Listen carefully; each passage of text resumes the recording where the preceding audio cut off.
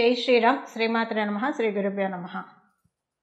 2024 సంవత్సరం ఏప్రిల్ నెలలో ద్వాదశ రాశుల వారికి గోచర ఫలితాలు. ఈ ఏప్రిల్ మాసంలో గోచర గ్రహస్థితులు గురు భగవానుడు మేషరాశిలో సంచారం, బుధుడు కూడా మేషరాశిలోనే సంచారం చేస్తూ ఉన్నారు. ఏప్రిల్ 2వ తారీఖు నుంచి బుధుడు వక్రగమనంలోకి వెళ్తారు. 26వ తారీఖు వరకు కూడా ఆయన వక్రగమనం అలానే కొనసాగుతుంది. కేతు భగవానుడు కన్యా రాశిలో సంచారము, కుంభరాశిలో ఉన్న కుజ శనుల సంచారం అలానే సాగుతుంది. కుజుడు 23వ తారీఖు వరకు కూడా కుంభరాశిలో సంచారం చేసి 24 నుంచి కుంభరాశి నుంచి మీనరాశిలోకి ఆయన పాదం మోపుతున్నారు. శుక్ర భగవానుడు మీనరాశిలో సంచారం చేస్తూ ఉన్నారు. 25వ తారీఖు నుంచి ఆయన మీనరాశి నుంచి మేషరాశిలోకి ఆయన రాబోతున్నారు. సూర్యనారాయణమూర్తి మీనరాశిలో సంచారం జరుగుతూ ఉంది. ఆయన 14వ తారీఖు నుంచి మీనరాశిలోంచి ఆయన ఉచ్చస్థానమైన మేషరాశిలోకి ఆయన అడుగు పెట్టబోతూ ఉన్నారు. రాహు భగవానుడు మీనరాశిలో సంచారం చేస్తూ ఉన్నారు. ఈ గోచర గ్రహస్థితుల రీత్యా ఈ మాసము ఏప్రిల్ నెల మొత్తం కూడా ద్వాదశ రాశుల వాళ్ళకి ఎలా ఉండబోతుంది. అయితే ఈ మాసంలో ఒక స్పెషల్ గ్రహస్థితి ఏంటంటే, ఈ మాసం 14వ తారీఖు నుంచి రారాజు అయిన సూర్యనారాయణమూర్తి మేషరాశిలోకి 14వ తారీఖు నుంచి రాబోతూ ఉన్నారు. ఆయన మేషరాశిలో ఆయన సంచారం చాలా మంచిది. ఎందుకంటే ఉచ్చరాశి కాబట్టి అందరికీ కూడా ఏదో ఒక రకంగా కాన్ఫిడెన్స్ని ఇవ్వడము, ఏదో ఒక పనుల్లో ఇప్పుడు కరేజ్ లేకుండా ఏ పని అయితే అంటే ఆత్మస్థైర్యం కావచ్చు, ఒక పనులను ముందుకు సాగించే నిబద్ధత లేకుండా, నిబద్ధత అని కూడా కాదు, ఒక భయంతో వెనకంజ వేసే వాళ్ళందరికీ కూడా ఏ విషయాల్లో అయితే వెనకంజ వేస్తూ ఉన్నారో ఆ విషయాల్లో వెన్నుతట్టి ప్రోత్సహించడానికి, ఆ విషయాల్లో పురోభివృద్ధికి సూర్యనారాయణమూర్తి మేషరాశిలో సంచారం అనేది 14వ తారీఖు తర్వాత నుంచి చోటు చేసుకుంటుంది. ఇక ఇంకొక రిలీఫ్ ఫ్యాక్టర్ ఏంటంటే, ఈ నెల 23వ తారీఖు వరకు కూడా కుంభంలో కుజ భగవానుడు సంచారం. కుజుడు శని కలయిక, వీళ్ళిద్దరి కలయిక కొంత సంఘర్షణలకు దారితీస్తుంది. మరి కొంత మీ జన్మజాతకం బాగా ఉంటే తప్పించి హర్టింగ్స్ ఎక్కువగా ఉంటాయి. అందరూ మనవాళ్లే అనిపిస్తారు, అందరూ పరాయిగానే అనిపిస్తారు. ఏది ఎలానో అర్థం కాని ఒక కన్ఫ్యూజన్ స్టేటు.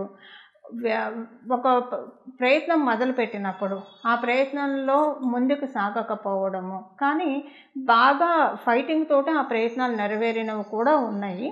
అలాగే గృహ ప్రయత్నాలకి, రియల్ ఎస్టేట్లో ఉన్న వాళ్ళకి, వాహనాన్ని కొనాలనుకున్న వాళ్ళకి, భూమి లేదా ఆస్తి కొనాలనుకున్న వాళ్ళకి, అమ్మాలనుకున్న వాళ్ళకి, లేదా కట్టే వాళ్ళకి, ప్రత్యేకించి కన్స్ట్రక్షన్ రంగంలో ఉన్న వాళ్ళకి, లేదా మీ ఓన్ హౌస్ కన్స్ట్రక్షన్ చేసే వాళ్ళకి, ఒక మాటలో చెప్పాలంటే గడిచిన 2 నెలలు కూడా చాలా అంటే చాలా టెస్టింగ్ పీరియడ్, చాలా ఉద్దాన పతనాలు ఈ 2 నెలల్లోనే మీరు చూశారు. అందరూ అంటే కన్స్ట్రక్షన్లో ఉన్న వాళ్ళందరూ, మీ ఓన్ హౌస్ కన్స్ట్రక్షన్ చేసేవాళ్ళు కావచ్చు, జనరల్గా కన్స్ట్రక్షన్ రంగంలో ఉన్న వాళ్ళందరూ కూడా, రియల్ ఎస్టేట్ వ్యాపారం చేసే వాళ్ళందరూ కూడా ఇవన్నీ చూశారు. మీరు ప్రాపర్టీ కాదు, ఒక వెహికల్ కొనాలనుకున్నా కూడా కొన్న తర్వాత ఒకవేళ మీ గ్రహబలం బాగా ఉండి కొన్నారే అనుకోండి, కొన్న తర్వాత అరే ఇప్పుడు ఈ వెహికల్ ఎందుకు తీసుకున్నాయి, తీసిన దగ్గర నుంచి ఏదో ఒక గొడవలే వస్తున్నాయి, ఏం మనశ్శాంతిగా లేదు అని అనుకోవడం, ఇలాంటివన్నీ కూడా.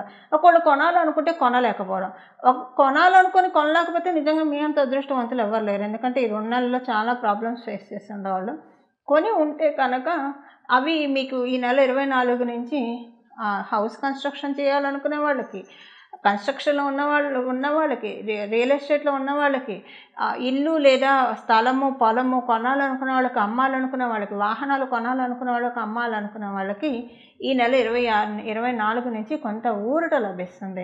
ప్రత్యేకించి ఇంజనీర్లకి చాలా మంచి శుభ సమయం. ఎందుకంటే కన్స్ట్రక్షన్ అంతా, బిల్డింగ్ ప్లాన్స్ ఇవన్నీ కూడా ఇంజనీర్సే చేస్తారు కాబట్టి వాళ్ళకి మాసం 24 మొదటి నుంచి కాదండి, 24 నుంచి కొంత ఊరట మొదలవుతుంది. అమ్మయ్య కొంత తెప్పరిల్లుతున్నాం, తేరుకుంటున్నాం, మొత్తం ఇంకా అన్ని పనులన్నీ కూడా పుంజుకుంటాయి, వేగవంతం అవుతాయి అని అనుకోవడానికి చక్కటి అవకాశం ఉంది.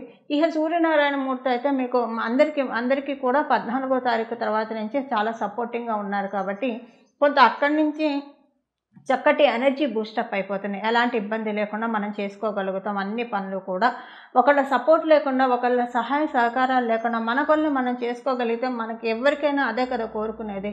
అలాంటిది ఈ మాసంలో తటస్థిస్తుంది ద్వాదశ రాశులు అందరికీ కూడా. అయితే ఏ విషయంలో ఆ విషయం అది తటస్థిస్తుందన్న విషయం మనం రాశుల వారీగా విడివిడిగా తెలుసుకున్నాం. ఓవరాల్గా అయితే స్వయం కృషితో పైకొచ్చే వాళ్ళకి అందరికీ కూడా ఈ మాసం చాలా బాగా ఉందని చెప్పాలి. ఇక మనం వివరాల్లోకి వెళ్దాం. కన్యా రాశిలో పుట్టిన వాళ్ళకి ఈ మాసంలో కొంత 24వ తారీఖు నుంచి పనులన్నీ చాలా చురుగ్గా, అంటే ఈ మాసం స్టార్టింగ్ నుంచి కూడా చాలా బాగా ఉన్నా కూడా 24 ప్రత్యేకించి 20వ తారీఖు దాటినప్పటి నుంచి చాలా నూతన ఉత్సాహం వస్తుంది. పనులన్నీ కూడా వేగవంతంగా చాలా చురుగ్గా జరుగుతాయి. మీరు స్వగృహ ప్రయత్నం చేస్తూ ఉన్నా, లేదా అమ్మాలనుకున్నా, ప్రాపర్టీకి సంబంధించిన లావాదేవీలు కొనాలన్నా అమ్మాలన్నా, అది ఏ ప్రాపర్టీ అయినా సరే వాటికి అవకాశం చక్కగా ఉంది. మోర్టగేజ్ లోన్ కోసం ఏమైనా ప్రయత్నిస్తుంటే ఆ లోన్స్ అలాంటివన్నీ రిలీజ్ అవ్వడానికి చక్కటి అవకాశం ఉంది ఈ మాసంలో. మీ సంతాన రీత్యా మీకు అనుకూలతలు ఎక్కువగా ఉంటాయి. సంతానము చాలా డిసప్పాయింట్ చేస్తుంది గత 2 నెలలుగా. ఈ మాసం 20వ తారీఖు వరకు కూడా అలానే ఉంటుంది. పెడసరంగా ఉండడం, చెప్పిన మాట వినకపోవడము, అసలు పిల్లల్ని చూస్తే భయపడేట్టు కొంత మీరు ఫేస్ చేశారు. అది ఈ మాసం 20వ తారీఖు నుంచి దాంట్లోంచి బయటపడతారు. కొంచెం పిల్లలు చెప్పిన మాట వినటం, కుదురుకోవడం, కాస్త దేవుడి స్తోత్రాలు శ్లోకాలు చదవడం, వాళ్ళ మనశ్శాంతిగా ఉంటూ మిమ్మల్ని మనశ్శాంతిగా ఉంచడం, ఇలాంటివన్నీ మీరు చూస్తారు. మీ పిల్లలు చెప్పిన మాట వినేవాళ్ళు అయితే కనుక వాళ్ళ గురించి మీకు ఏమన్నా, వాళ్ళ ఆరోగ్యం గురించి ఏమన్నా బెంగ ఉంటే వాటిల్లోంచి ఇప్పుడు బయటకు రావడానికి చక్కటి అవకాశం ఉంది. ఉద్యోగస్తులకి వ్యాపారస్తులకి ఇద్దరికీ కూడా చాలా మంచి శుభ సమయం. నిస్సందేహంగా ఇద్దరికీ కూడా ఉద్యోగంలో చక్కగా ఉంటుంది, ప్రశాంతంగా ఉంటుంది. వ్యాపారస్తులకి కూడా వ్యాపారంలో చక్కగానే ఉంటుంది, ఎలాంటి ఇబ్బంది లేకుండానే ఉంటుంది. ఆరోగ్య సమస్యలు ఉంటే కనుక వాటి నుంచి బయటపడటానికి అవకాశం ఈ మాసంలో బాగా ఉంది. నేబర్స్ తోటి కొంచెం జాగ్రత్తగా ఉండాలి.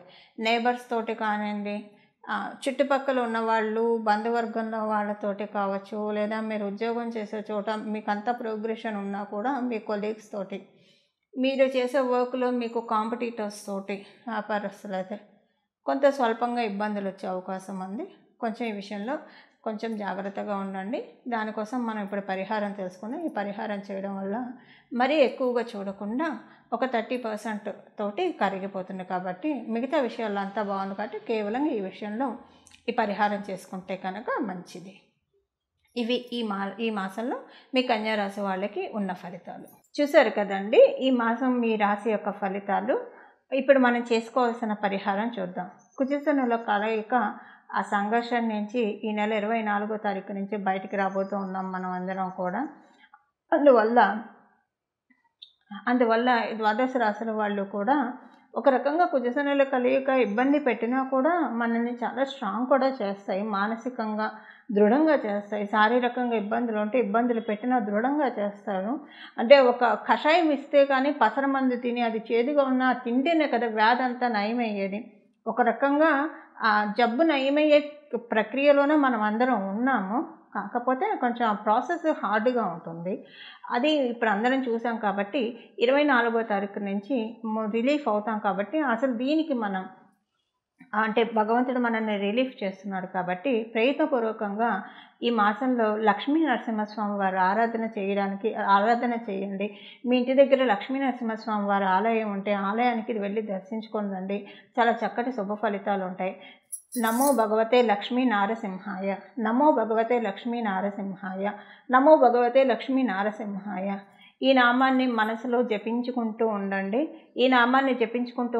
లేదా లక్ష్మీ నరసింహస్వామి వారికి సంబంధించిన అష్టోత్తర శతనామావళి కావచ్చు, సహస్రనామావళి కావచ్చు, లేదా లక్ష్మీ నరసింహస్వామి వారికి సంబంధించిన కరావలంబ స్తోత్రం కావచ్చు, ఏదైనా చదువుకోండి. మీకు కుదిరితే కనుక వడపప్పు పానకం లక్ష్మీ నరసింహస్వామి వారికి నైవేద్యం పెట్టి తినండి. చాలామంది ఇళ్ళల్లో లక్ష్మీ నరసింహస్వామి వారి చిత్రపటం ఉండదు. అలా లేదని మీరు బెంగపడవద్దు. ఇంట్లో వెంకటేశ్వర స్వామి ఫోటో ఉంటుంది కదా, రామచంద్రమూర్తి పటం అయితే అందరి ఇళ్ళలో ఉంటుంది. శ్రీకృష్ణ పరమాత్ముడి ఫోటో లేని ఇల్లు ఎవరి ఇల్లు ఉండదు, విగ్రహం లేని ఇల్లు. వాళ్ళకి ఆ దేవతామూర్తులకే, ఎందుకంటే దశావతారాలన్నీ కూడా విష్ణుమూర్తికి సంబంధించినవే కాబట్టి మీరు మళ్ళీ ప్రత్యేకించి తెచ్చుకోవాల్సిన అవసరం ఏమాత్రం లేదు. వాళ్ళల్లోనే లక్ష్మీ నరసింహస్వామిని, వాళ్ళ అంశ కాబట్టి లక్ష్మీ నరసింహస్వామిని భావిస్తూ వాళ్ళకి ఇంకా పరిపూర్తి అంశ భగవానుడు శ్రీకృష్ణ పరమాత్ముడు కాబట్టి రోజు శ్రీకృష్ణ పరమాత్ముడు కానీ రామచంద్రమూర్తికి, వెంకటేశ్వర స్వామికి ఎవరికైనా పర్వాలేదండి. పానకము, వడపప్పు నైవేద్యం పెట్టి అది మీరు ప్రసాదంగా స్వీకరించడానికి ప్రయత్నించండి. చాలా చక్కటి శుభ ఫలితాలు ద్వాదశ రాశుల వాళ్ళందరికీ కూడా అందుతాయి. మంగళం. నమో భగవతే వాసుదేవాయ.